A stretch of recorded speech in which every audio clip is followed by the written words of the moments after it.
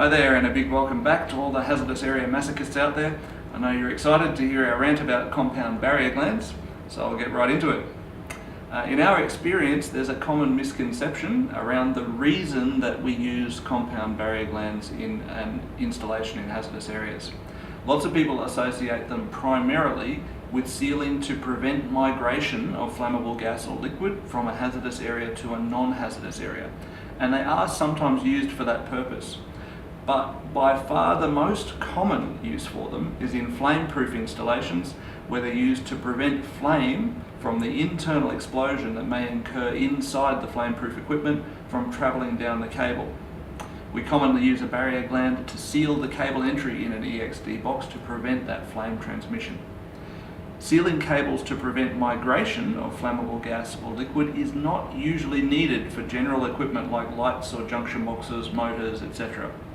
It is sometimes needed for process-connected equipment like instrumentation, where there's only a single process seal, like an O-ring seal in a pressure switch, for example, in contact with the fluid under pressure. If the process seal fails, the flammable liquid or gas can be forced up into the instrument by the process pressure, and from there it can be pushed down the cable. In that scenario, we need to provide a second seal in the wiring to prevent the flammables from migrating into the non-hazardous area.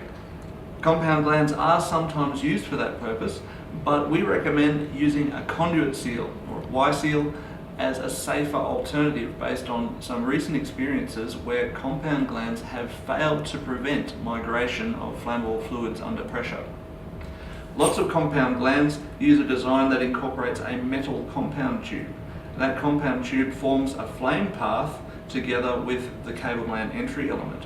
That means that even though the center of the cable is sealed, there is a gap between the entry element and the compound tube through which the fluid under pressure can travel into the back section of the gland where the armor clamp is. At the very back of the gland we have the cable IP seal, and if that's very tight it can prevent the fluid from coming out at that point. Instead, it forces the fluid underneath the cable sheath and into the armoring layer, and from there it allows a migration path to the other end of the cable. So the center of the cable is sealed, but a path can still exist through the outer layers of the cable, potentially back into the non-hazardous area. We should point out we're not singling out any particular manufacturer here. Most glands on the market use similar designs, so we think they're all potentially unreliable in preventing migration because of this problem. They're fine for EXD cable entries to contain internal ignitions, but for migration issues, we'd strongly recommend using a conduit seal, which will stop anything. We'd love to hear your feedback on this one. It's a bit controversial, so please don't hesitate to give us a call.